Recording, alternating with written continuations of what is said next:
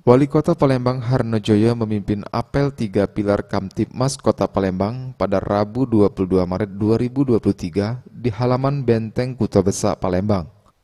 Acara yang diikuti TNI, Polri, dan para ASN di pemerintah Kota Palembang juga dihadiri Wakil Wali Kota Palembang Fitrianti Agustinda dan Kapolres Tabes Palembang Kombes Pol Muhammad Ngajib dan Dim 0418 Letnan Kolonel Ziarif Hidayat.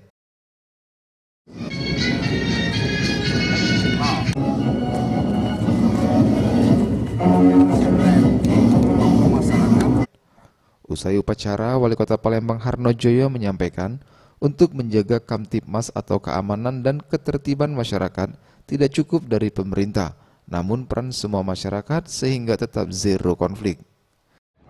Kami sadar betul untuk menjaga hal itu tidak cukup hanya 3 pilar.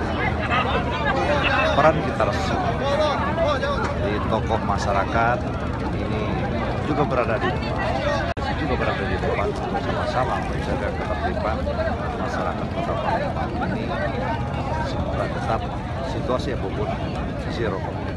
Oke. Tim Liputan Sriwijaya TV.